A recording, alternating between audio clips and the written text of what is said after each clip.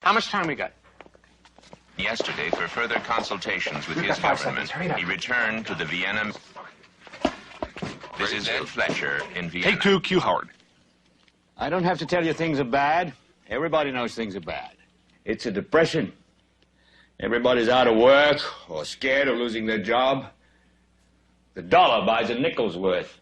Banks are going bust. Shopkeepers keep a gun under the counter. Punks are running wild in the street, and there's nobody anywhere who seems to know what to do, and there's no end to it. We know the air is unfit to breathe, and our food is unfit to eat. We sit watching our TVs while some local newscaster tells us that today we had 15 homicides and 63 violent crimes, as if that's the way it's supposed to be. We know things are bad, worse than bad. They're crazy. It's like everything everywhere is going crazy, so we don't go out anymore. We sit in the house, and slowly the world we're living in is getting smaller, and all we say is, please, at least leave us alone in our living rooms. Let me have my toaster and my TV and my steel-belted radios, and I won't say anything. Just leave us alone. Well, I'm not going to leave you alone. I want you to get mad. I don't want you to protest. I don't want you to riot. I don't want you to write to your congressmen because I wouldn't know what to tell you to write. I don't know what to do about the depression and the inflation and the Russians and the crime in the street. All I know is that first, you've got to get mad. You've got to say, I'm a human being. God damn it. My life has value. So, I want you to get up now. I want all of you to get up out of your chairs.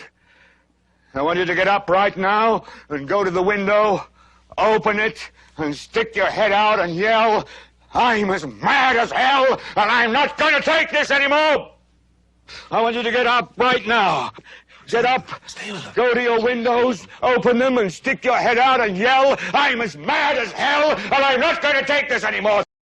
Then we'll figure out what to do about the depression and the inflation and the oil crisis. But first, get up out of your chairs, open the window, stick your head out and yell and say, I'm as mad as hell, and I'm not going to take this anymore. Who are you talking to, Herb? CGG, Atlanta. Are they yelling in Atlanta, Herb? Are they yelling in Atlanta, Ted? But first, you've got to get mad. You've got to say, I'm as mad as hell, and I'm not going to take this anymore. They're yelling in Baton Rouge. Get up out of your... Son of a bitch! We struck the mother lode! Stick your head out of the window, open it, and stick your head out and keep yelling and yell, I'm as mad as hell, I'm not going to take this anymore. Just get up from your chairs right now. Go to the window. Where are you going? I want to see if anybody's yelling. Open it and stick your head out and yell and keep yelling. I'm mad as hell! I'm not going to take this anymore! I'm not gonna take it anymore! I'm mad as hell! I'm not gonna take it anymore! I'm mad as hell! To rid the world of the evildoers who have bankrupted our nations and poisoned our planet, it's going to take a lot more than shouting out your window, I'm not going to take it anymore. It's going to take a global revolution.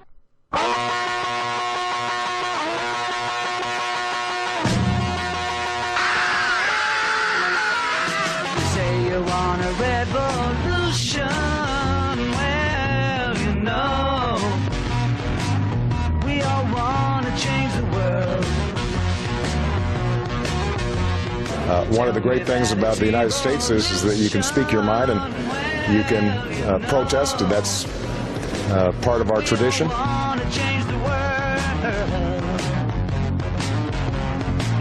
But when you talk about destruction, don't you know that you can count me out? Don't you know it's gonna be alright? Alright. Alright.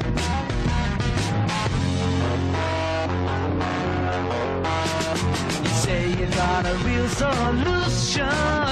Well, you know, we'd all love to see the plan. You ask me for a contribution. Well, you know, we all do what we can. But if you want money for people with minds that hate, all I can tell you is, brother, you have to wait. A revolution is already brewing in America. The political left and right are finding common ground under one banner, the Freedom Banner. But a revolution needs leaders, so who are the most likely candidates for the job? Big-name celebrity activists with a big following, of course, like Academy Award-winning superstar Michael Moore, beauty myth author Naomi Wolf, or would-be President Ron Paul. Another likely candidate is ex-wrestler-turned-governor-turned-TV conspiracy show host Jesse Ventura. The feuding Christian kings of rant, Glenn Beck and Alex Jones, are also frontrunners, along with radical right Tea Party activist Sarah Palin. But wait a minute, hold on. Before we rally behind any of these celebrity gurus and take to the streets, let's be crystal clear about something. Who are they? What are they selling? And can they be trusted? Their critics call them the lunatic fringe, rageaholics, doom and gloomers, glum and dummers, rant and chanters. Some celebrity activists actually believe the world is ruled by Satan-worshipping, shape-shifting, blood-drinking, human look-alike aliens whose commanders-in-chief are the Pope and the Queen of England. In truth, activists' beliefs are as wide and varied as anybody else's. What makes them activists is that they are active. They are actively seeking truth, freedom, and justice. One belief that many political activists share in common is that a shadow government is plotting to control the world through a new world order. But where's the evidence for such a plot? There is a chance for the President of the United States to use this disaster to carry out what his father, a phrase his father used, and that is a new world order. So is this some sort of a new world order? President Obama and British Prime Minister Gordon today calling for a new world order to tackle our global economic crisis. I think the new world order is emerging. They want one world order, a new world order, at the end of this event. This time, a new world order with business at the helm of trade and economic policy. In this period, when really a new world order can be created. It's about the future of Europe and a new world order. Is our destiny of success in this new world order. We have before us the opportunity to forge for ourselves and for future generations a new world order. He envisioned nothing less than a new world order, with himself as its architect. We needed a new world order. In this new world, such dangerous currents have swept along faster than our efforts to contain them. And that is why we cannot afford to be divided. If your point is that perhaps Barack Obama is in for a new world order, I think you are correct.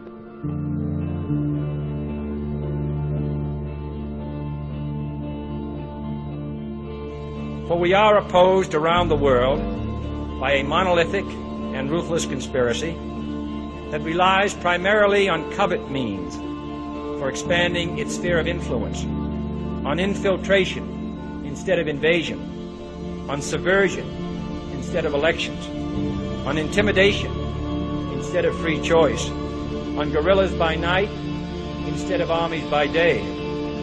It is a system which has conscripted vast human and material resources into the building of a tightly knit, highly efficient machine that combines military, diplomatic, intelligence, economic, scientific, and political operations. Its preparations are concealed, not published. Its mistakes are buried, not headlined. Its dissenters are silenced, not praised. No expenditure is questioned, no rumor is printed, no secret is revealed.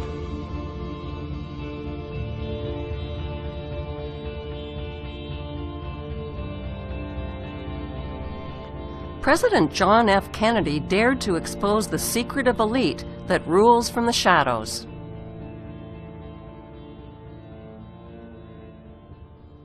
Like JFK, Abraham Lincoln was also assassinated after trying to wrestle back control over America's money from the Bankster Brotherhood.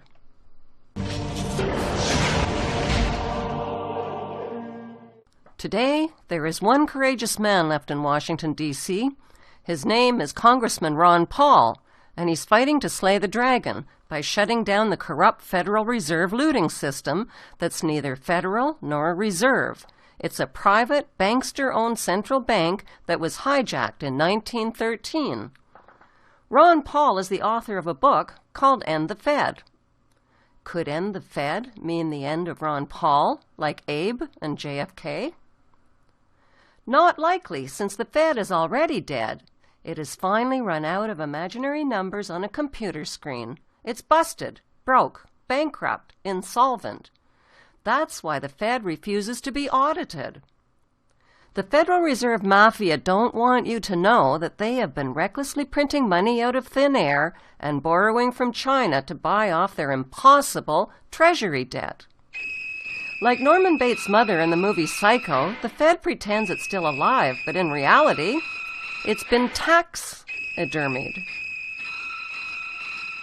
As it turns out, the Obama administration is actually pushing to give the Federal Reserve more powers and more authority to supervise, possibly in secrecy. I can imagine you find this very disconcerting. The fact that they want to give them even more power, yeah, it's rather ironic. I blame the Fed for almost everything, at least the basic flaw of the inflationary bubbles that we have. And here, the people who misunderstand it all said, well, we didn't have enough regulations, the Federal Reserve didn't have enough power, let's give them more power. It makes no sense whatsoever, because I believe in a free market, and there are different ways you regulate in a free market. You allow companies to go bankrupt, and you don't tax the successful people, so we have done exactly the opposite. This whole idea that we would give the Federal Reserve more power, it doesn't make any sense at all.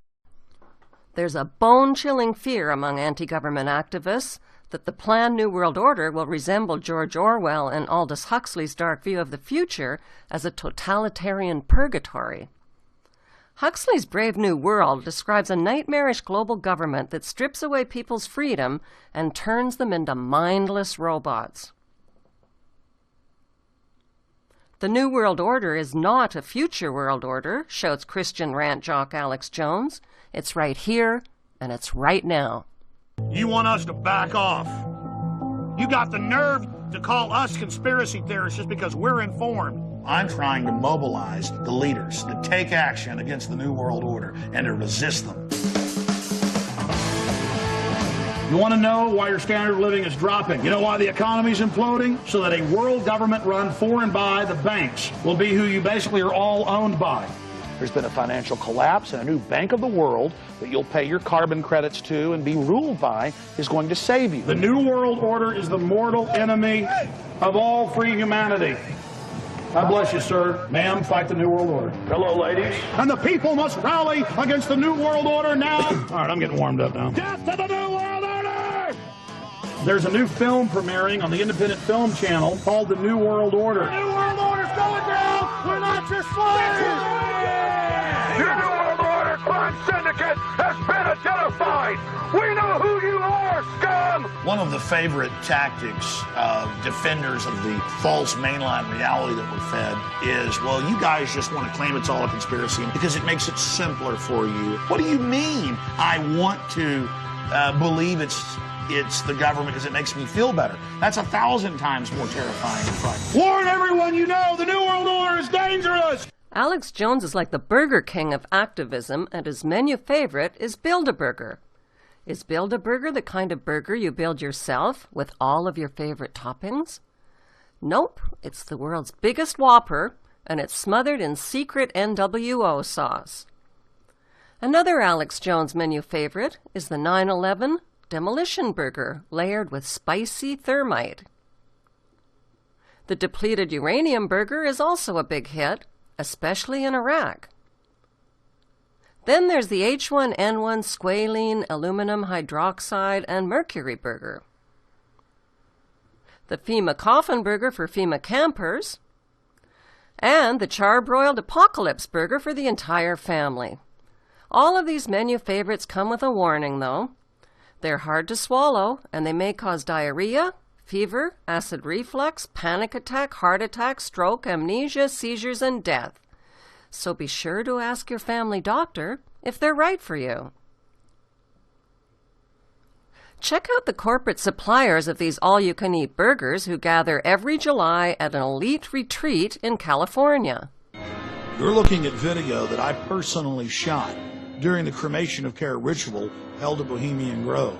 My documentary film, Dark Secrets Inside Bohemian Grove, details how world leaders from across the planet meet every July and actually engage in mock human sacrifices to the Canaanite deity Moloch. They bring a bound body in an effigy of a child and sacrifice it to the idol. And incredibly, most of those in attendance are our supposed Christian conservative leaders. Here's a video still I shot while I was inside of the encampment. You see a human skull in effigy. And let's look at that deity they worship, Moloch, a Semitic deity mentioned in the Bible whose worship was marked by the human sacrifice of children. Since we blew their cover in 2000, the Grove's gone public to a certain extent. They released this photo of a 1915 ritual. Here you have the hooded figure over the mock sacrifice. And here's a simulated hanging from 1908. In this picture, you see a photo from 1909 with what looks like public officials in attendance. A black boy is tied down to some type of table, and around him we see people in strange garb. I'll leave it to you to figure out what they're doing. In 2004, the Grove released this photo from 1934 of members in hoods. The Canaanite deity Moloch was worshipped in Greece, Babylon, and then later in Europe. It is normally symbolized by a bull or an owl or some type of horned beast, and children are sacrificed to it. It is the precursor of all modern death cults. I was able to get out of the cult compound with this program cover from the Cremation of Care. And right on the front, where a child would be burned, they had photoshopped in the image of a skeleton burning in the flames. What purpose does this all serve, having world leaders congregate and engage in an ancient Canaanite ritual of mock child sacrifice? It's a way of binding them together, whether it's George Herbert Walker Bush or Henry Kissinger or Ronald Reagan or Federal Reserve Chairman Alan Greenspan, who's been a member since 1984. It's about bringing them together. Nowhere is the origin of the cult more in evidence than in former German Chancellor Helmut Schmidt's own autobiography, Men and Powers, a political retrospective.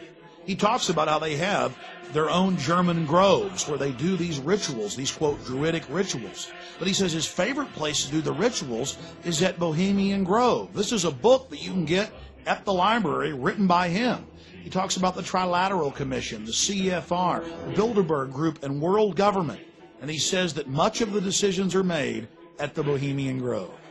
We were able to obtain the internal annals of the Bohemian Grove from 1987 to 1996, a publication only given to members. And in it we see pictures of George W. Bush and his father, Newt Gingrich. We see all of these different famous individuals there at the Grove. Walter Cronkite, Jimmy Carter, Jack Kemp, Richard Milhouse Nixon. The list goes on and on. If you're still doubting reality, here is a November 1989 issue of Spy magazine. The Grove released photos of themselves dancing around dressed like women. And in the article, they admit that they do mock human sacrifices. The article went on to show artist renditions of the Moloch idol, as well as discussing how they bus in male prostitutes and how AIDS was a big problem. Then a New York Post article in July of 2004 reported how a top gay porn star serviced the moguls. Alex claims that he snuck into the Bohemian Grove Elite Retreat and filmed a mock human sacrifice in front of a giant owl. But skeptics question how he managed to slip past security with his camera and was able to film the bizarre rituals without being spotted. Unless, of course, he had insider clearance. Or unless he's an insider himself. Alex admits he has connections inside the White House and that his videographer knows moles who feed him inside information. How does this loudmouth with a face like a clenched fist manage to attract millions of listeners to his internet radio show? By ranting for ratings. Alex punches every emotional button in defense of the American Constitution and the Holy Bible. He's a grandstanding, spellbinding showman with an ego that's so inflated he needs a full-time staff just to keep it from floating skyward. Shouting into his trademark bullhorn, he commandeers people to buy my DVDs, read my books, visit my websites, tune into my radio show, subscribe for just pennies a day. Buy before you die, spend before the end, hurry up. Get your Armageddon survival products before the New World Order declares martial law and kills us all. Terror Storm, Obama Deception, and Endgame are Alex Jones' best-selling DVDs, and much of what he's reporting is heart-stoppingly accurate. Besides the Bilderbergers, one of his favorite targets is the evil mainstream media. GCN, Genesis Communication Network, is the radio network that gives him a voice. And guess what? It's an affiliate of ABC Disney. GCN is owned by Ted Anderson, who just happens to be president and CEO of Midas Resources, a gold broker. Critics accuse Jones of fear and anger-mongering with his warnings about an impending apocalypse, global enslavement, and FEMA camps and coffins for dissidents. His rants are about the endgame, but never about how to end the endgame. They're about evil and evildoers, but never about how to defeat them. Where are Alex Jones' solutions? Why isn't he shouting, arrest the ruling crime families, pull your money out of their rigged stock markets and banks, cut up your credit cards, throw out your mind-numbing TVs, organize a general strike, stop paying military taxes for unjust wars? Alex Jones isn't marketing solutions for his gold broker boss Ted Anderson, or for ABC Disney's GCN affiliate, or for his wealthy website advertisers. He's marketing fear and anger. He's selling you his InfoWar idea that you can win the struggle against the New World Order just by passing on information. But think about it. Does it really matter if you are ignorant when they herd you into the New World Order, or if you have a conspiracy PhD when they do it?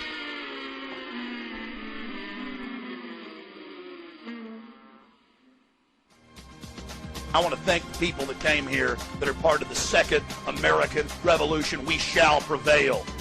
That is a guarantee. Listen, I know what tyranny means. I know the bankers are putting poison in our food and water. I know the bankers have stolen $8.5 trillion. I know we're under War Powers Act. I know they're hurting us. I know they're carrying out New World Order. I know they staged those terror attacks. You know what it's like to gut up to this and go out every day and go past the peer pressure and come out day one and say 9/11 was an inside job? You sons of bitches! I'm tired of your crap! You commit evil, you're part of an evil system, and we're standing up against you! And the Republic is going to defeat you in the end!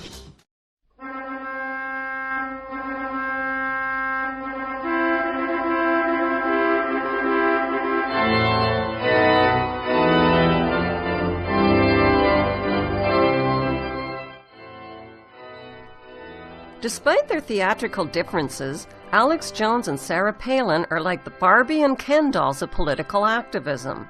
They're both caricature defenders of the Constitution, the flag, guns, and the Bible, and they both share the same mantra: God is on my side.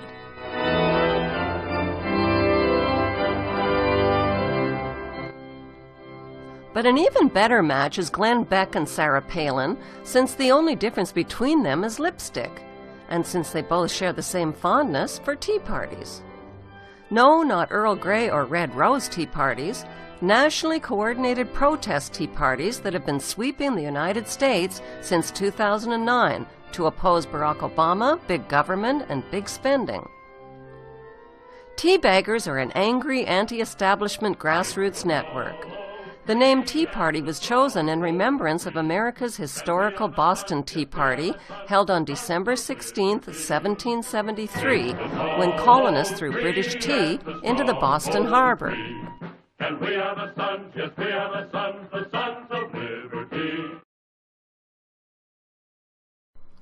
That was the fuse that ignited the American Revolutionary War of Independence.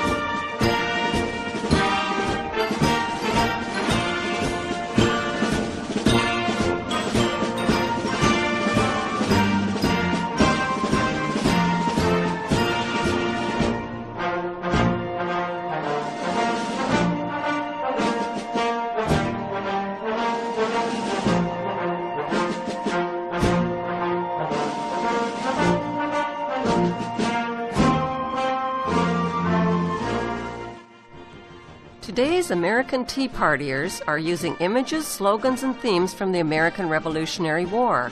And guess who was chosen to headline the first ever Tea Party convention? Sarah Palin. I believe in this movement. Got lots of friends and family in the lower 48 who attend these events and across the country, just knowing that this is the movement and America is ready for another revolution, and you are a part of this. What insight into Russian actions, particularly in the last couple of weeks, does the proximity of the state give you? They're our next-door neighbors, and you can actually see Russia from land here in Alaska. Well, explain to me why that enhances your foreign policy credentials. Well, it certainly does. As Putin rears his head and comes into the airspace of the United States of America, where do they go? It's Alaska. Do you agree with the Bush doctrine? In what respect, Charlie? The Bush, well, what do you interpret it to be? His worldview.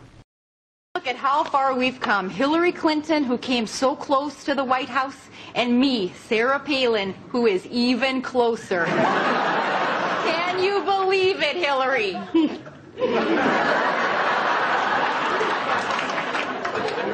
I cannot. It's truly amazing, and I think women everywhere can agree that no matter your politics, it's time for a woman to make it to the White House. No, mine! It's supposed to be mine. I believe that diplomacy should be the cornerstone of any foreign policy. And I can see Russia from my house.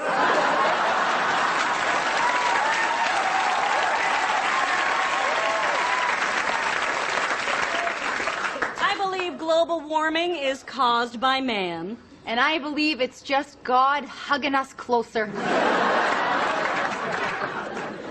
I don't agree with the Bush doctrine. And I don't know what that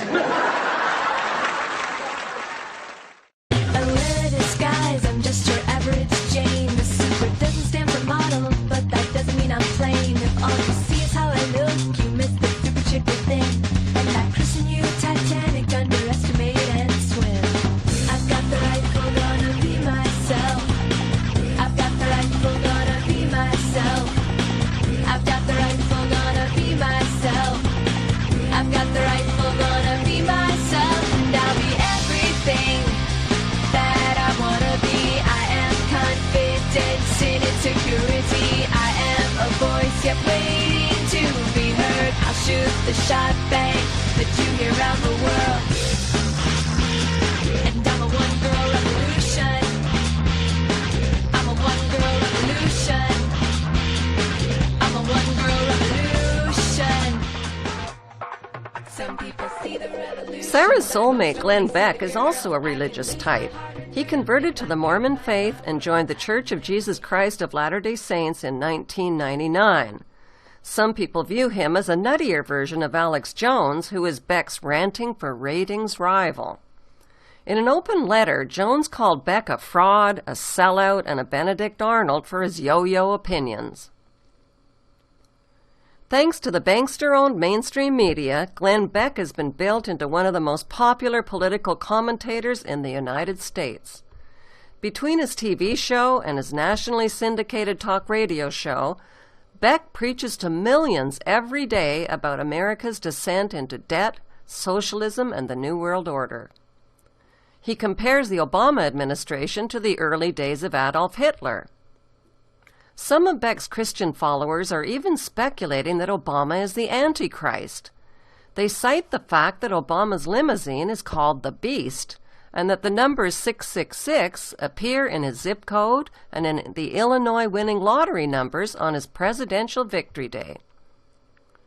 Fortunately, Barack Hussein Obama, alias Barry Soetoro, still has one giant-sized friend left in the activist community, Academy Award-winning superstar Michael Moore, who never does anything without first asking, "What would Jesus do?" But like Obama, Moore's days are numbered. Glenn Beck has publicly threatened to kill Michael Moore. Hang on, let me just tell you what I'm thinking.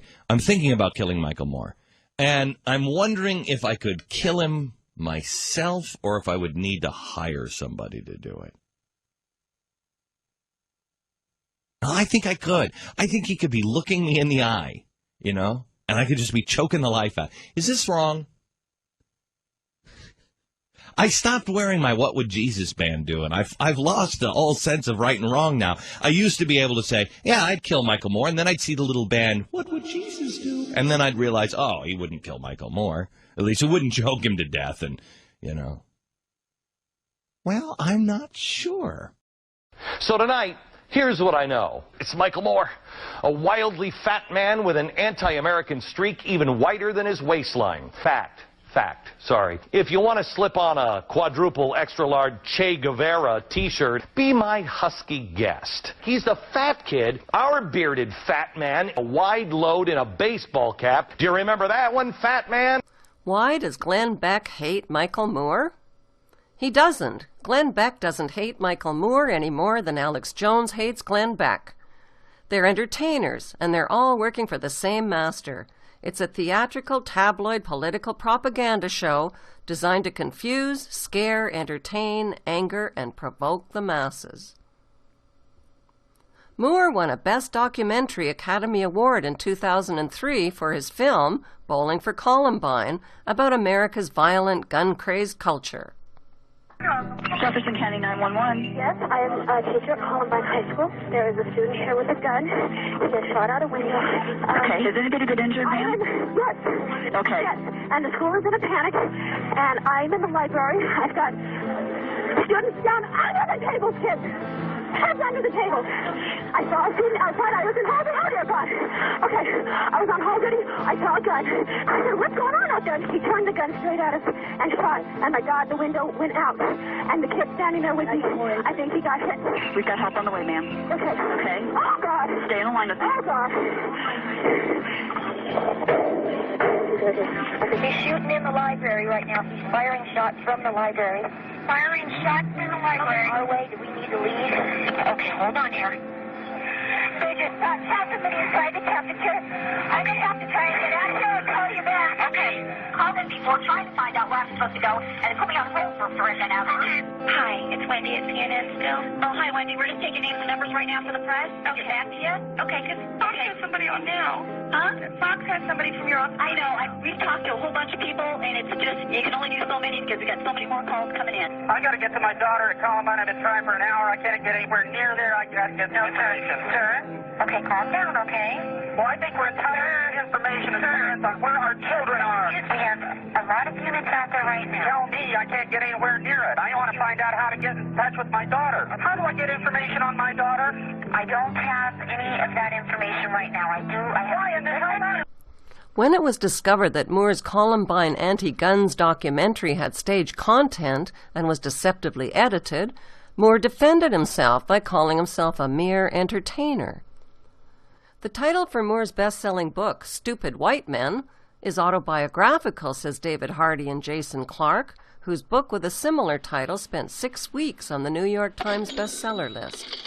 The authors asked, should a 400-pound man advise us on the evils of overconsumption? Should the resident of $1 million apartment claim to be a poster boy for the working class? In his book, Stupid White Men, Moore makes no apologies for his excesses. I'm a millionaire. I'm filthy rich. You know why I'm a multimillionaire and filthy rich? 'Cause multi-millions like what I do. That's pretty good, isn't it? I walk among them. I live on the island of Manhattan. Those who run your life live in my neighborhood. Moore keeps another multi-million-dollar beachfront vacation house in Michigan and sends his kid to a private school. No sense mingling with the lowly working class. On his 2004 pre-election college lecture tour, Moore charged an average of $35,000 per lecture. Not bad for a couple of hours' work. Battling the evils of capitalism can be orgasmically satisfying for a limousine leftist. Does Moore hate capitalism? Of course he does. He hates it all the way to the bank. On November 1st, 2005, the anti-capitalist Moore, whose net worth is estimated at over $50 million, declared, "I don't own a single share of stock." He's right. Not one share, but tens of thousands of shares. Michael Moore owns Halliburton stock, and he doesn't just own some stock. And let me just say something here. I said a decade ago, if you're evil, buy defense stocks. We're about to have muy grande world war. If you're evil, buy biometric stocks. What's biometrics? That nut says they're going to scan us to get licenses. Well, you just did it? I would not buy those stocks. In fact, I don't own any stocks. I've been given some before and sold them. And I'm not saying it's bad to own some stocks, but you need to know how immoral it is to own Halliburton stocks. I mean, this is a criminal organization. Criminal. Engaging in so many crimes, I can't even cover them all in the next 30 minutes we got left. This is a good article. I mean, this is a good article. Let me just read over this. I don't own a single share of stock, filmmaker Michael Moore proudly proclaimed. I remember when he did that. He's right. He doesn't own a single share. He owns tens of thousands of shares, including nearly 2,000 shares of Boeing, nearly 1,000 of Sonoco, more than 4,000 of Best Foods, more than 3,000 of Eli Lilly. He's making a film about the drug makers right now. This guy's sick. More than 8,000 of Bank One, and more than 2,000 of Halliburton. You know how much a Halliburton stock is, folks? How much 2,000 shares is? The company's most vilified by Moore and Fahrenheit 9/11. If you want to see Moore's own signed Schedule D declaring his capital gains and losses, where his stock ownership is listed, it's emblazoned on the cover of Peter Schweitzer's new book, Do As I Say, Not As I Do. So who are Michael's billionaire backers?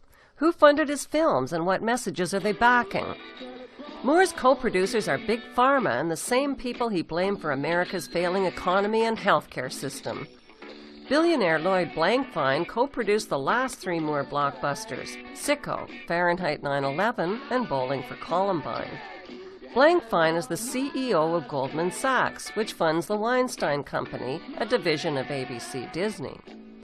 Blankfein is also a major shareholder in the H1N1 vaccine maker of FluMist, which explains why Moore neglected to mention his co-producer's connections to Big Pharma in his movie Sicko. Instead, Moore focused on the health insurance industry. So what messages in Moore's films are his billionaire backers backing?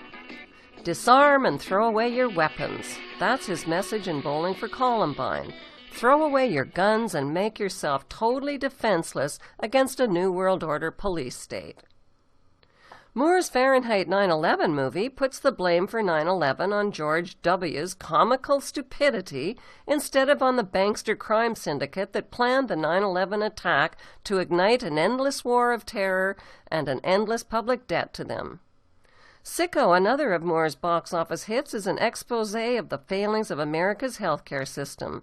This perfectly timed documentary was all about prepping and warming up the public to Obama's socialized healthcare plan with its compulsory RFID implants. Just like the rest of Moore's films, Capitalism, a Love Story peddles propaganda for the New World Order mafia. Never once does Moore mention the thieving Federal Reserve banking system. Talking about capitalism without mentioning the Federal Reserve is like talking about the H-bomb without mentioning the hydrogen. The movie blames America's financial crisis on capitalist bad boys who made bad loans to little borrowers who couldn't pay it back. But Michael knows that's just a sliver of the truth. It was the Wall Street thieves sucking up bonuses and lending money to their mistresses, buddies, and family members who never paid it back that caused the crisis. Any guesses who Michael Moore's Hollywood movie agent is? None other than Ariel Emanuel, the brother of Rahm Emanuel, who Obama chose as his White House chief of staff. Rahm Emanuel was on the board of directors of America's biggest, most fraudulent lending corporation, Freddie Mac. Using taxpayers' money, Obama bailed America out of the financial mess that Freddie Mac and board member Rahm Emanuel helped cause by lying about its earnings. Despite holding hands with the devil, Michael Moore has an evangelical habit of paraphrasing the teachings of Jesus. He uses Jesus' teachings as gospel proof that capitalism is an evil that must be replaced. Would Jesus be a capitalist, asks Moore? Would Jesus approve of a system that allows the richest 1% to have more financial wealth than the 95% under them combined? According to Moore, Jesus was the first socialist. Jesus viewed tax collection as extortion, says Moore, and that's why he took a whip to the moneylenders in front of the temple gates. Moore invites his audience to ask themselves, what would Jesus do? What would Jesus do? What would Jesus do? He'd probably whip the hypocritical crap out of Michael Moore's sellout ass.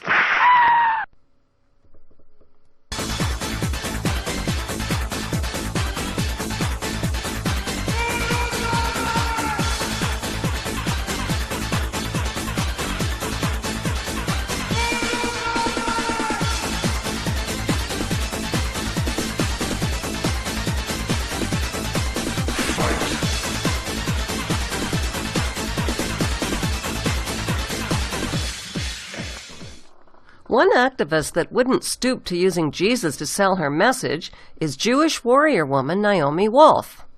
But wait a minute. Didn't Naomi claim to have seen Jesus?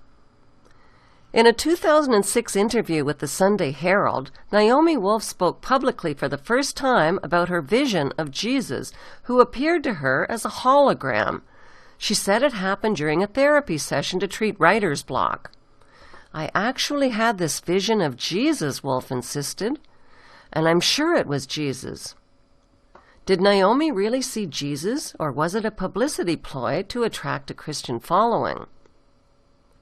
Wolf is a Rhodes Scholar, a feminist, a lecturer, and the best-selling author of The Beauty Myth.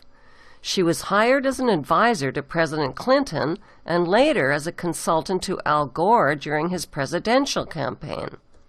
Her job was to help target female voters. So what was her advice to Al Gore? Listen, Al, if you want to attract female voters, you're going to have to butch it up and start acting like an alpha male. As a leading feminist, how does Naomi Wolf feel about putting a woman like Sarah Palin in the Oval Office? Naomi, what kind of presidential candidate do you think she would be? I think she is even scarier now than I thought she was last fall when I warned people in a Huffington Post column about her having Evita-like qualities and being a front person for the same old special interests. I just wrote in the London Times that if you read her book, what you see is that she colluded in the geishaization of herself politically with the campaign. She touches this nerve, bear with me, she touches this nerve, as I mentioned, about speaking on behalf of conservative women. But again and again in the book, she hands over her strength. She lets herself be silenced. They write the script, and she objects to it, but she doesn't say anything. She lets them ply her with all these expensive clothes. She should know it's a graft, and that people from Hillary Clinton to Nancy Reagan have gotten in trouble for it. It's illegal, but she doesn't do anything about it. She blames other people for her decision-making. Again and again, she gives up the chance to be a strong leader, and I was glad to hear a credible leader. I think she should run as a Gore-type figure, as a public figure messaging, and she should serve her country by staying away from public office. Naomi Wolf has issued a warning to Americans. She warns that what's happening in America today is exactly what happened in Germany under the Nazis in 1933. No matter what the excuses are, the freedom and rights of American citizens are being taken away, says Wolf.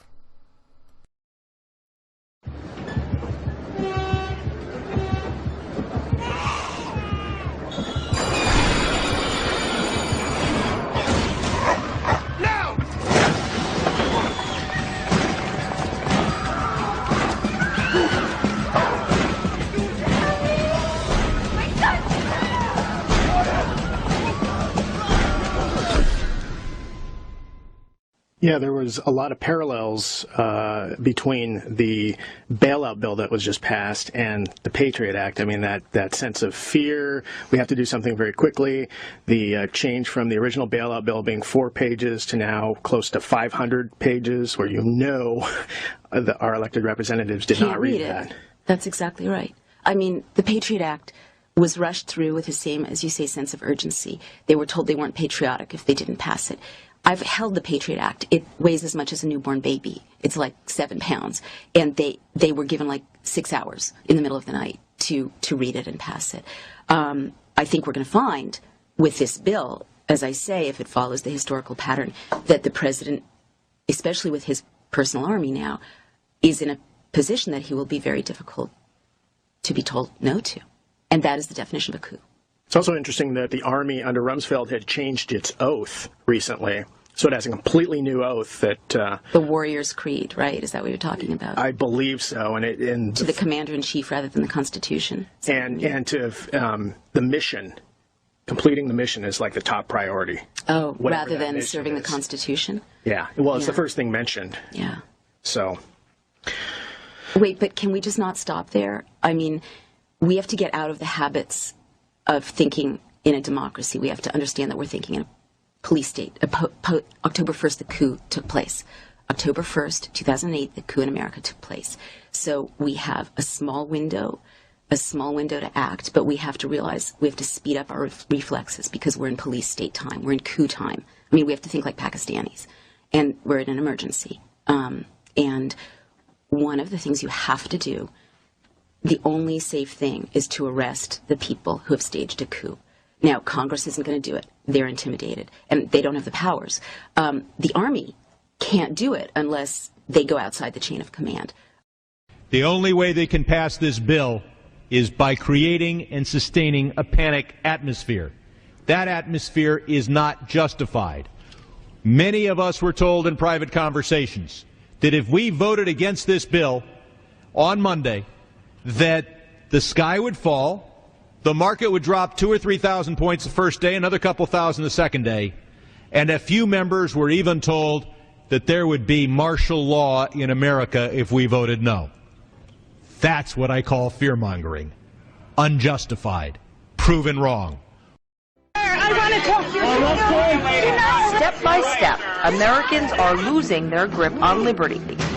So says best-selling author Naomi Wolf. The great dictators learned from one another what was essentially a blueprint for closing down an open society. Wolf's book, The End of America, chronicles a fascist shift she says began under the Bush administration. But with a brand new leader promising to reverse the wrongs of his predecessor, could America's freedom still be under assault?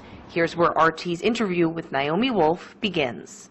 I believe certainly that there's a fascist shift taking place, or rather that the foundation was laid during the Bush administration and that it has not been dismantled.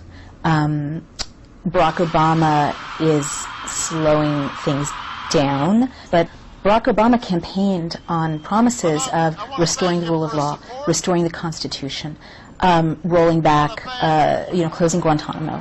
And in many ways, the gestures he's made since he's been in office are symbolic. He committed to closing Guantanamo. I was there 2 weeks ago. They're building it up. That's right. They're military. He committed to restoring the rule of law. Military commissions are flatly illegal. They're running military commissions in Guantanamo for the alleged 9/11 terrorists and Omar Khadr, a Canadian detainee who was detained as a child. He hasn't rolled back the Patriot Act. The Patriot Act is still in force. The surveillance apparatus is still in force. For all we know, journalists were being surveilled under the Bush administration. For all we know, that's still continuing. He is pushing for preemptive detention, which is an absolute foundation stone of a police state. So we are by no means back to America, as the founders envisioned it, America premised on the Constitution and the rule of law. We're still in a very serious situation. What's frustrating, in a way, is that he does it so gracefully and so charmingly and so charismatically, saying all the right things, that I think many people have kind of stardust in their eyes about what actually has not changed. In some ways, gotten worse. What is Naomi's battle plan for American revolutionaries? Her handbook, Give Me Liberty, calls for nothing short of a second American Revolution. We have to rise up in self-defense and legitimate rebellion, writes Naomi. We need more drastic action than emails to Congress. We need the next revolution.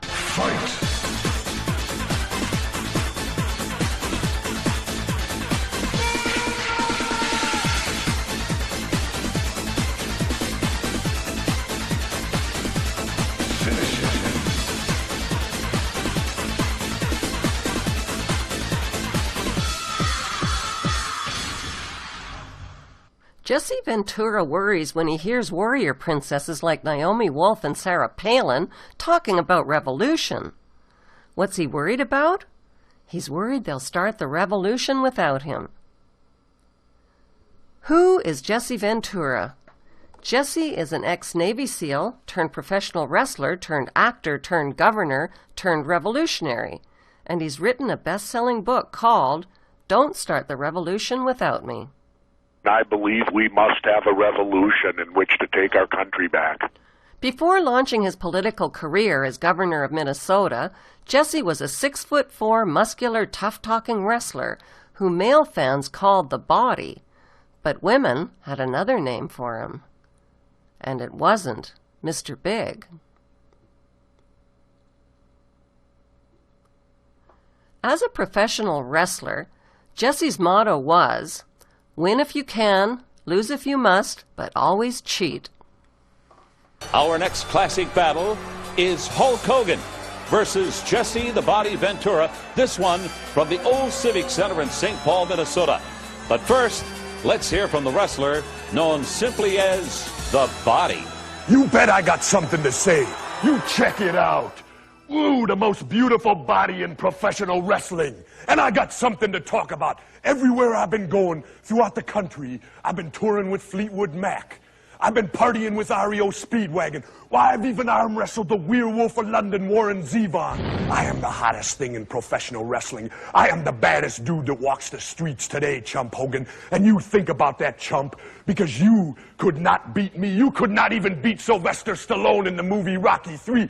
It was a draw. I'd have squashed that peanut in 30 seconds. Check it out. I get more beautiful looking every day, yeah. Ventura is a showman and a grandstander who knows the ropes both in the air and on the air. He landed a job on the air as host of a true TV mystery show called Conspiracy Theory with Jesse Ventura.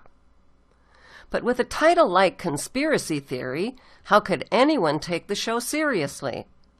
The words conspiracy theory are understood to mean radical, paranoid, over the top, and Jesse's show did nothing to change that. In fact, the show was turned into as big a circus act as Jesse the Body Ventura himself, whose real name is James George Janos. Nearly a year ago, we told you that Jesse Ventura would have a new cable TV show about conspiracy theories. Yeah, now it appears that the show is finally getting close to hitting the air. And our chief political reporter, Tom Hauser, is here and says that segments for the show were recently shot right here in the Twin Cities, Tom. Yeah, you know, even back when Jesse Ventura was governor of Minnesota, he raised some eyebrows with talk of conspiracy theories. As some folks out in White Bear Lake found out recently, he'll get people talking again with his new TV show. You said that we killed Kennedy. I cannot buy the fact, personally, that Oswald acted alone. That was Jesse Ventura when he was governor. Since then, his conspiracy theories have grown to include U.S. government involvement in the 9/11 attacks on New York City. Why is it that when you ask questions about 9/11, it's off out of bounds? He even says the U.S. military let Osama bin Laden escape. We left him an out, which he escaped through, and remember, we need a boogeyman out there. We have to have some boogeyman out there that we have to hate. Now he's about to take those theories to cable television on True TV, formerly known as Court TV. The premiere episode of Conspiracy Theory attracted 1.6 million viewers. In follow-up episodes, Jesse asks, was 9/11 an inside job? Is the government testing mind control weaponry? Is global warming a scam? Is the Bilderberger elite trying to kill us? Is 2012 the end of the world? I never thought I'd be investigating global warming. I've believed it's real and that saving the planet is good. But now I'm on my way to see a guy named Noel Shepard. He says he has proof some people are using global warming as an excuse to make money and control the world. That's a conspiracy I want to expose. Ventura's conspiracy show became a video version of tabloid rag magazines. You know, the kind that litter the supermarket checkout shelves. Did Jesse succeed in debunking any of the so-called conspiracy myths? No, I really can't say that, confessed Ventura. I think they leave the door open, but nothing was proven either.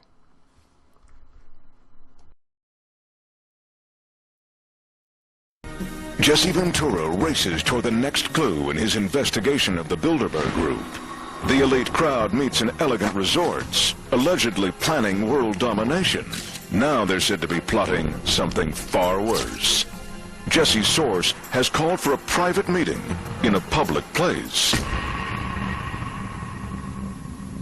Alex Jones is a leading conspiracy expert and Bilderberg foe. Ladies and gentlemen, we're here in Canada today to stand up against the Bilderberg Group that is attempting to get rid of the sovereignty of the United States. And he's definitely made his presence known at the Bilderberg meetings. We're not your slaves. We don't belong to you. Your new world order will fall. Jones adds a terrifying twist to the investigation.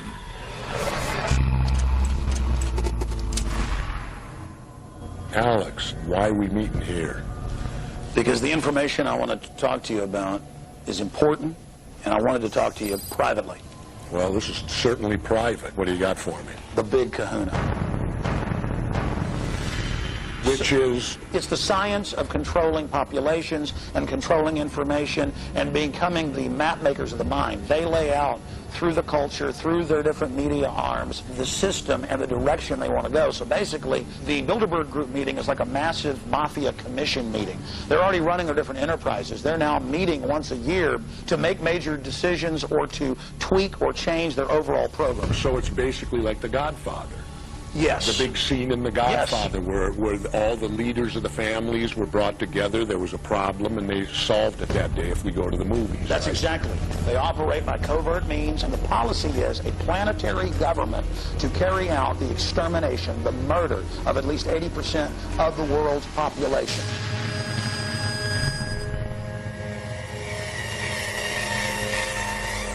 And they're on record saying they're doing. They're so arrogant, they think the public's too stupid to find out what they're doing. They want you dead, Governor. Why? It is the elite trying to get a hedge on the future. Total control freaks wanting to control mankind's destiny and only let their blood and their elite families go forward into the future with the life extension technologies. Unlike other political activists, Jesse escaped a scathing tongue-lashing from Alex Jones, who assassinates the character of anyone and everyone who disagrees with him. The ex-Navy SEAL turned wrestler turned actor turned governor turned revolutionary was spared the insults that Jones typically dishes out to other high-profile activists, like best-selling author and lecturer David Icke. So what's David Icke doing on TV? We have a lot of different producers. You just get tired of the real meat and potatoes, the real issues. So he's gone for all the ridiculous Hollywood stuff of David Icke and the blood-drinking lizard people. So what does David Icke do? He talks about the Federal Reserve, the Bank of England, these global elitists, these power structures, all real, all true, all demonstrated by bills and executive orders and prime ministers and premiers and presidents. All real meat and potatoes, something you can bite into. Something that is easily demonstratable. And then you've got David Icke at the end of all this. He says, by the way, they're blood-drinking lizards. Blood. Al Gore needs blood to drink. So does Prince Philip. I mean, it's asinine. And it's being picked up by people. And so it discredits all of the reality people are talking about. And that's the problem with David Icke. He's got a good line to a point, and then he discredits it all. It's like a turd in the punch bowl. That's his job. He's got this nice big thing, this nice fruit punch, nice ice cubes floating around in it, and then he takes a big dump right in the middle of it, and no one's going to drink out of that punch bowl. But is he in league with them to do that? I think he knows what he has to do in a controlled world to get away with what he's doing and be given attention. And he's either a smart opportunist con man, or he's completely insane, or he's working for them directly. But I tend to think he's just a con man who understands how things works and is just a real opportunist.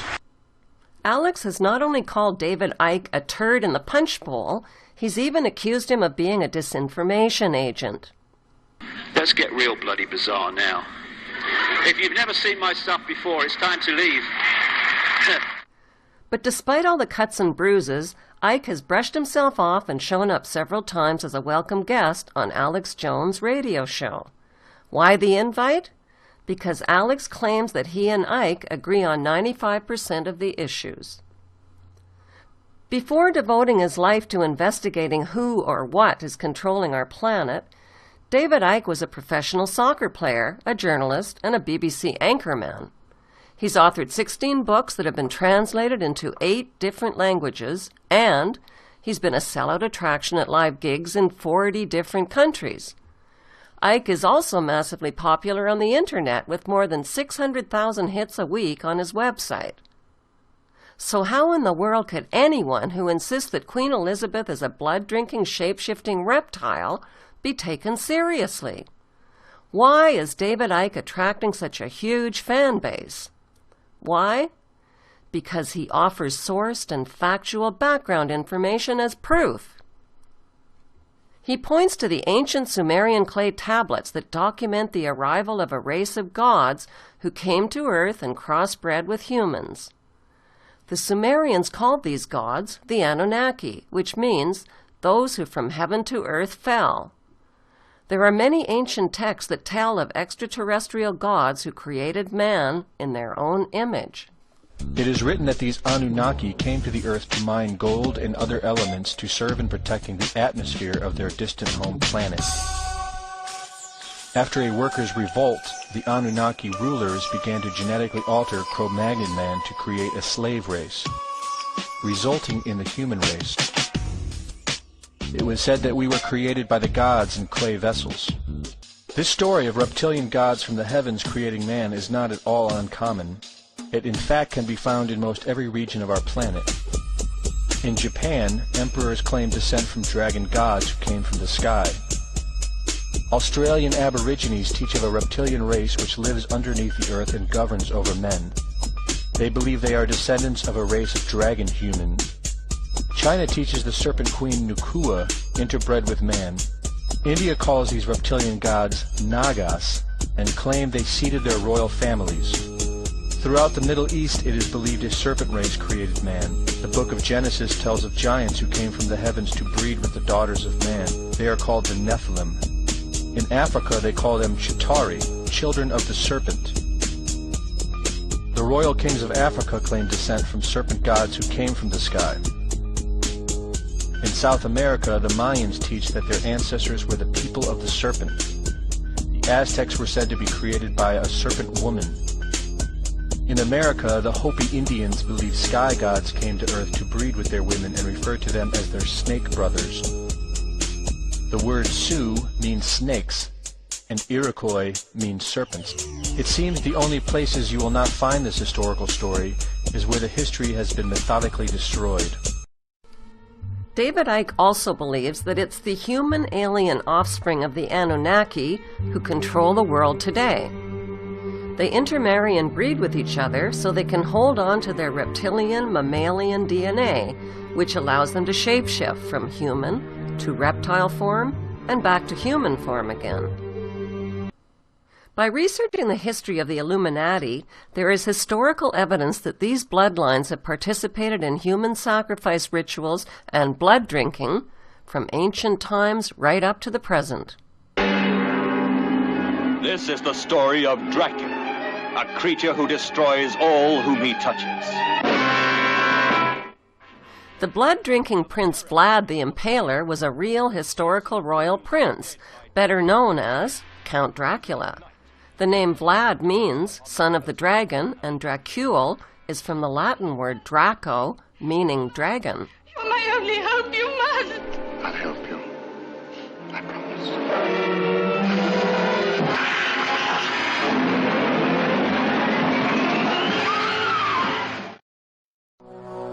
From the mountainous ancient kingdom of Wallachia, in what is now modern Romania, a man emerged who would excel himself in devising innovative methods of torture and mass murder. He had power of life and death over all of his subjects. He inspired a marvelous horror story, and it's an unusual horror story in that it was real. In a bloody 6-year reign, the ruler of this kingdom brought terror to citizens and foreigners alike. Prince Vlad Dracula was more than just the inspiration for the bloodthirsty vampire of legend. To this day, he's still referred to as Vlad Tepes, Vlad the Impaler, in memory of his favorite method of killing.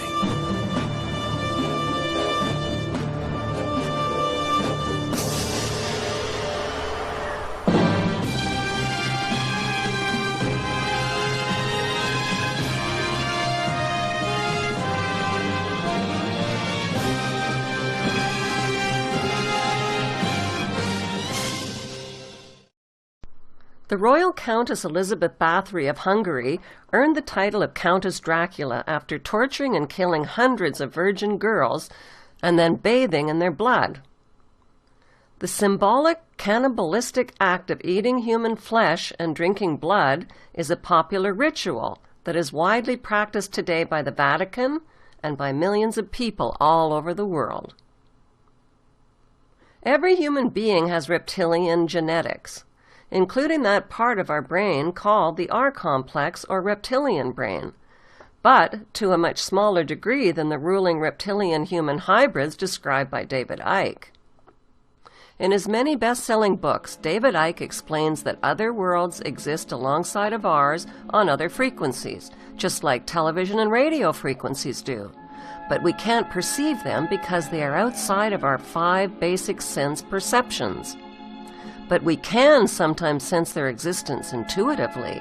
The reptilians come from the lower level of the 4th dimension, says Icke, and they're the same entities that Satanists summon during satanic rituals. Icke points to the deaths of JFK and Princess Diana as examples of ritual sacrifice. In his book, The Biggest Secret, he asks hard-hitting questions about Diana's death.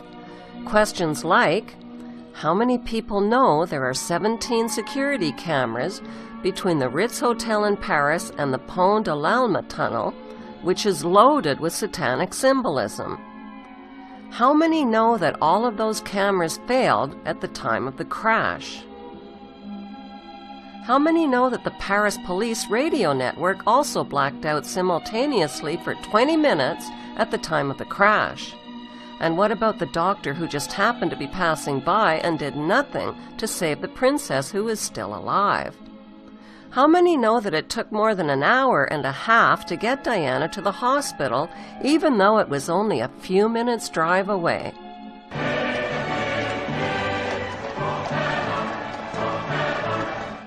The ruling Illuminati crime families are the unelected global elite, says Icke. From the shadows, they own and control all major international banks, the multinational corporations, the drug companies, the global media, the weapons companies, the world market in hard drugs, the security services, and the institutions of government.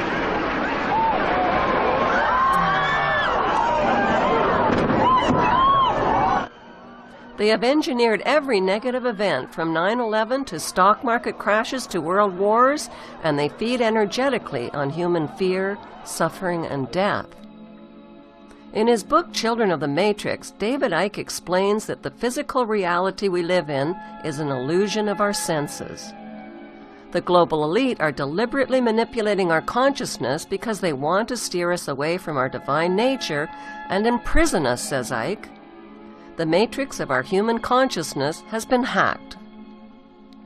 His books explain that most organized religions, especially Judaism, Christianity, and Islam, are Illuminati creations designed to divide and conquer the human race through endless conflicts. Icke is not alone in his teachings about an extraterrestrial agenda.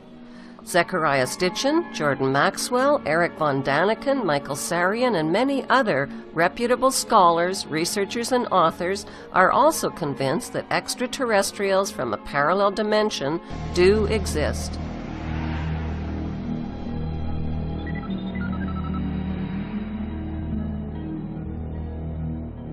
Who controls the web? The spider controls the web. And the spider is at a level that you never see. It's not Tony Blair, he's a strand. The Bush family, they're a strand. Even the Rockefellers are a strand. The real power that's manipulating all this, you never see. It operates from the shadows. So it's operating to a central dictating policy. And this is why you're seeing the same things happen in all different countries at the same time.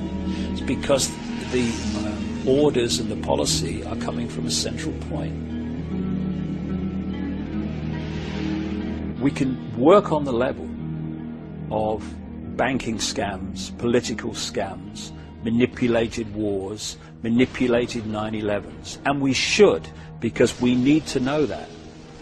But if that's all we're doing in terms of communicating knowledge, then basically we're operating in a cycle of this is the problem, but how the hell do we get out of this? We will never know how to set ourselves free until we understand the nature of who we bloody well are. How do you set yourself free when you don't even know you are? How do you set yourself free when you don't even know the nature of reality that you're living in and manifesting and making happen without your knowledge that you're making it happen? You can't. So alongside the information about the 5 sense level of this conspiracy, if you like, we have to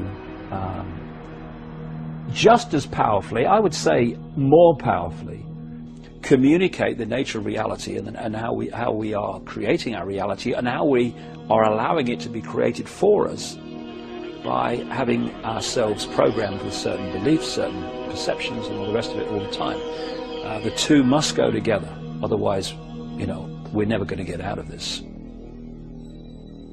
If I tell you that's a computer and you are infinite consciousness, I'm not telling you anything you don't already know.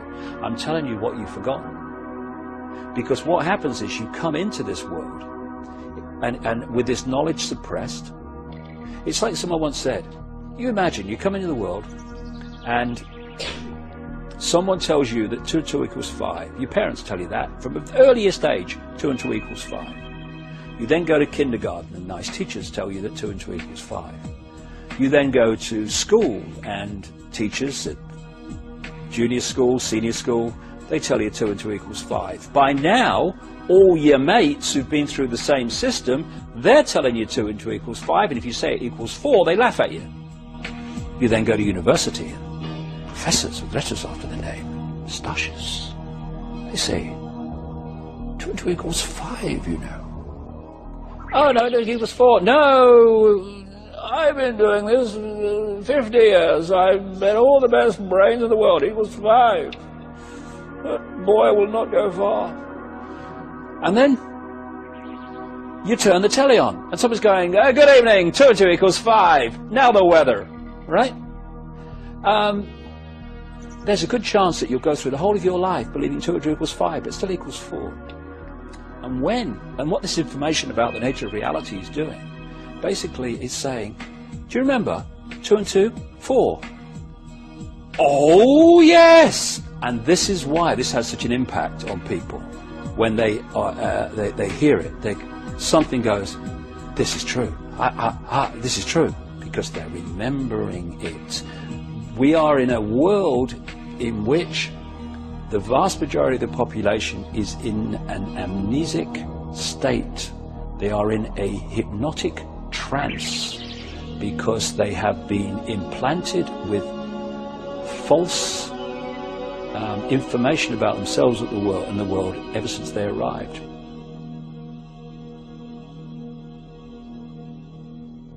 All freedom is our natural and eternal right, not the gift of some dark suit or uniform to decide if it's going to give it to us or not.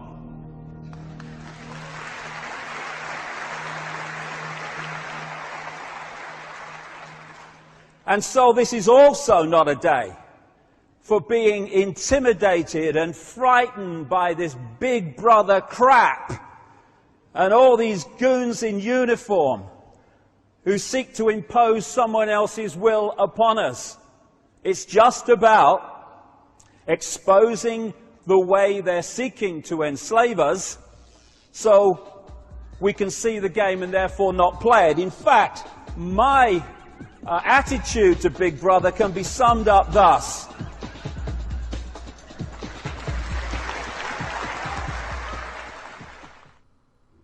Unlike other celebrity activists, David Icke is not grandstanding or ranting about revolution. He's not sales pitching his fans or chasing after advertisers.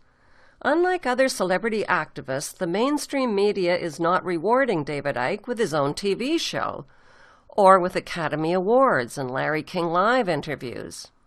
Instead, they have crucified him. Why did they crucify him? Because David Icke is sending the wrong, right message. He's telling people not to riot. The global elite wants you to riot and fight them, and by fighting them, you become them, says Icke. What is destroyed by violence will be replaced by the same energy.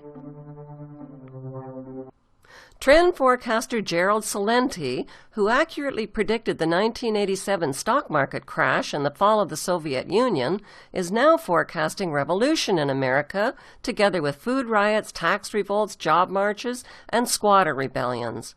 Christmas 2012, says Celente, will be about putting food on the table, not gifts under the tree. Let me follow up on your point about a revolution. For there to be a revolution, the majority of Americans, it seems, needs to get really fed up. Meanwhile, however, we're seeing that many Americans are still very much enticed with their president. What's your take on this? America's a first, second, and third world country. Revolutions don't happen from the people that are going to be watching American Idol or waste their time away playing video games and their minds lost in celebrity culture, pop culture. It's going to come from a different area. You have people from both ends of the spectrum, on the far right and the far left, becoming anti-Obama. On the far right, you know, it's the gun-toting America firsters, and there's racism involved in it too. Let's not be blind to that. That's on one aspect. On the left, you have the core that Obama brought in that are now pulling away from him. And these are the people that were against more troops in Afghanistan, against strikes into Pakistan, into other sovereign countries. These were the people that wanted to see the military shrink, not grow by 4%. So he's losing his core base on the left. So the revolution in many different areas, because Obama's backtracking on a lot of core issues that were very important to the left. So he's losing the left and he's lost the right. Never had it to begin with. So the revolution is now being fought by a number of different factions within both the Republican and Democratic Party. And that's what's going to make this revolution happen. What are the odds of winning a people's revolution against thousands of SWAT, riot, and military police equipped with tasers, lasers, stun guns, tanks, grenades, body armor, nerve gas, water cannons, and assault rifles? What chance do rioters have against tear gas that burns your eyeballs, or LRAD sonic weapons that break your eardrums, or white phosphorus that eats through your skin? The Illuminati-owned corporatocracy and government not only possess crowd control weaponry, they possess chemical, biological, psychological, nuclear, and climate weaponry. And they control the media, food, drugs, money, gas, electricity, internet, phone communication, and all of the other basic essentials for our human survival. They handpick, mentor, sponsor, and control activist leaders on the right, left, and center of the political spectrum. These activist insiders are called agents provocateurs, and their job is to manufacture dissent, to provoke civil unrest, and to start and mislead a people's revolution. Timothy Leary, guru of 60s counterculture, collaborated with the FBI and named names in the underground movement. In the 1960s, fake activist leaders like Timothy Leary, Aldous Huxley, Aleister Crowley, and Allen Ginsberg were all insiders. So which activist leaders can you trust?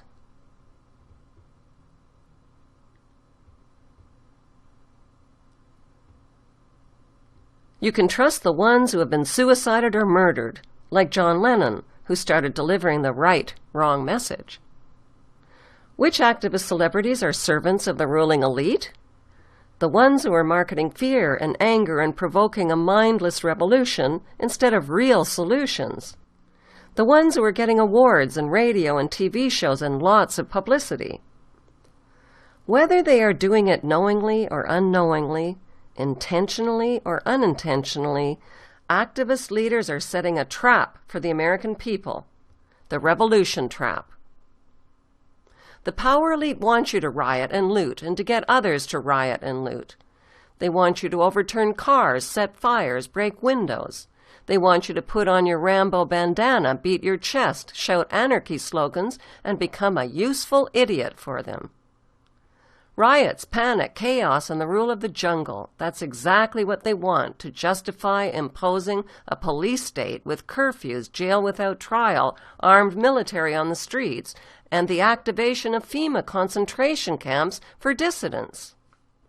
What are the odds of putting the Illuminati crime families behind bars through mindless rioting and revolution? The odds are 0.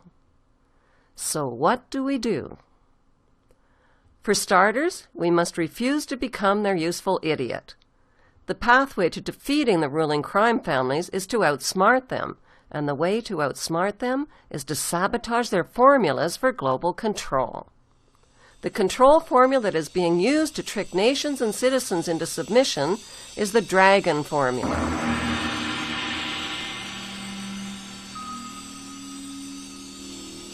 Yuri Bezmenov, a former KGB agent trained in subversion techniques, has identified the 4 stages of the Dragon formula. It's a great brainwashing process which goes very slow, and it's divided in 4 basic stages.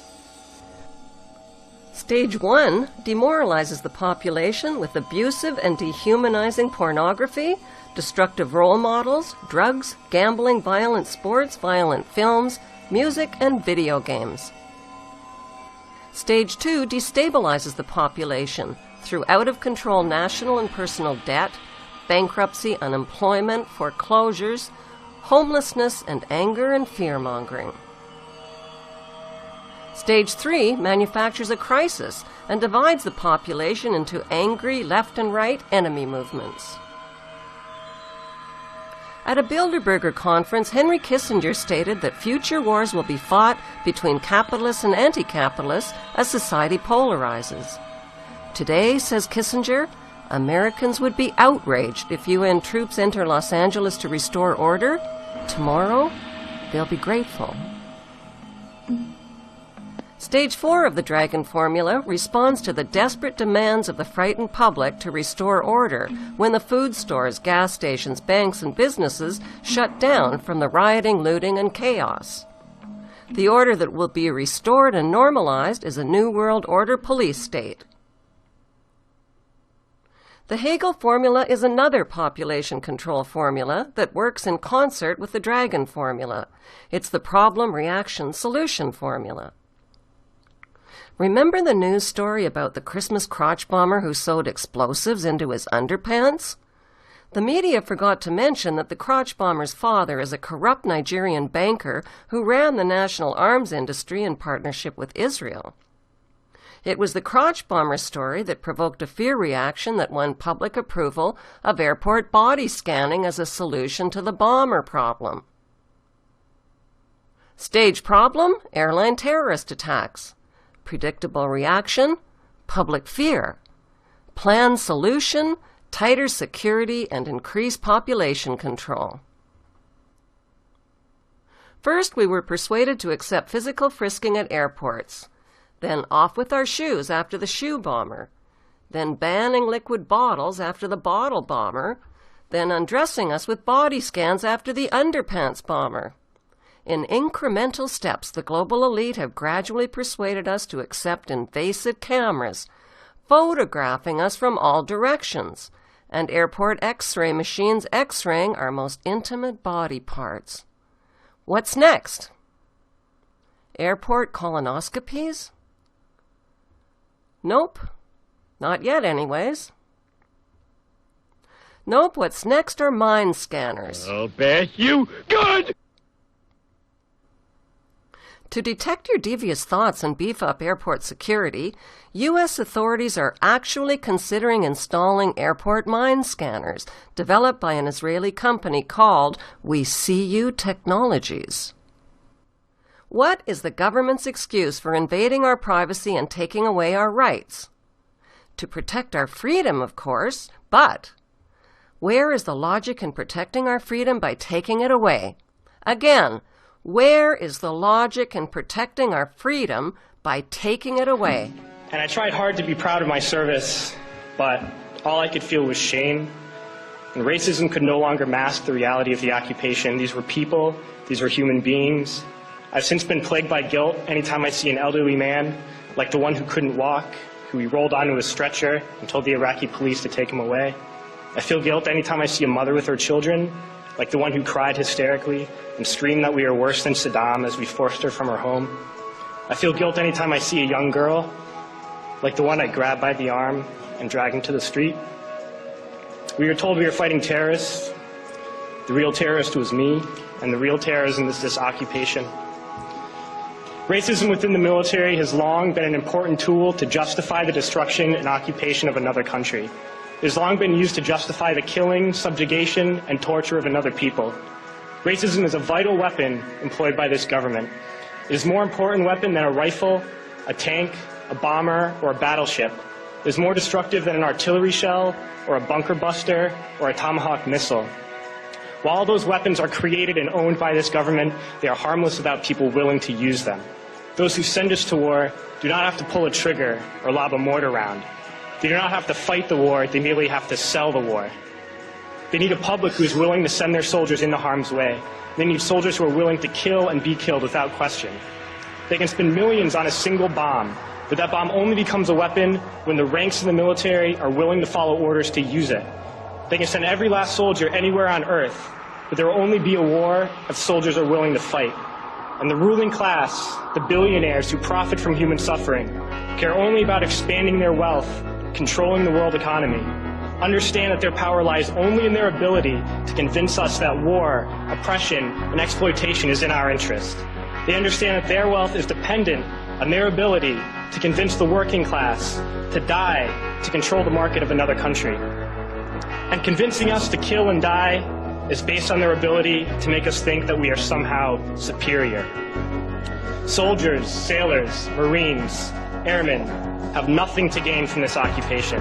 The vast majority of people living in the U.S. have nothing to gain from this occupation. In fact, not only do we have nothing to gain, but we suffer more because of it. We lose limbs, endure trauma, and give our lives. Our families have to watch flag-draped coffins lowered into the earth. Millions in this country without health care, jobs, or access to education must watch this government squander over $450 million a day on this occupation.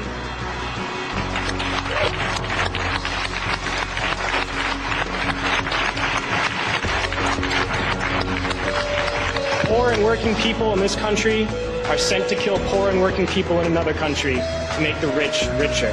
And without racism, soldiers would realize that they have more in common with the Iraqi people than they do with the billionaires who send us to war.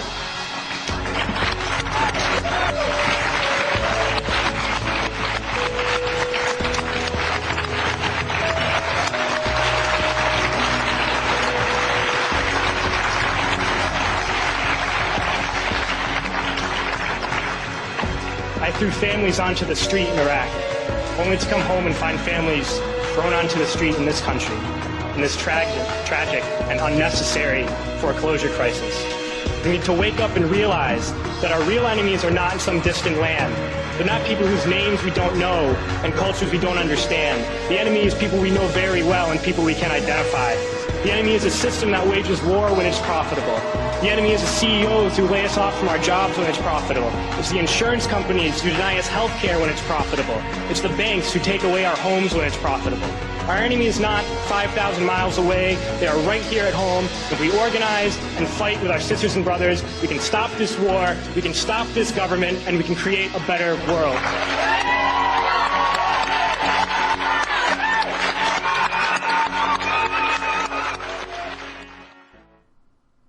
To outsmart and defeat the ruling crime families, it's not enough to learn about their horrific crimes against humanity.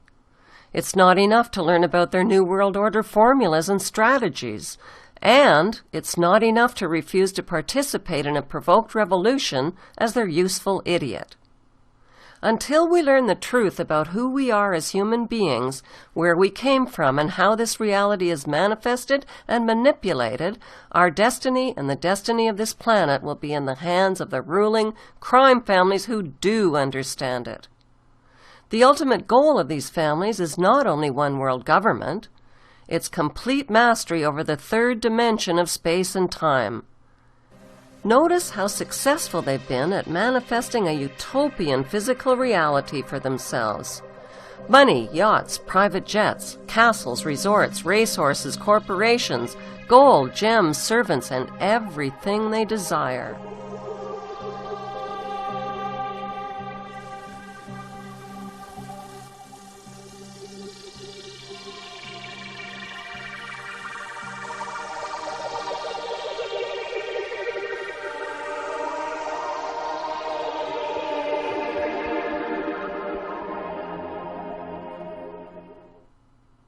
We are part of their manifestation. We are their dependent labor and debt slaves. How did they do it?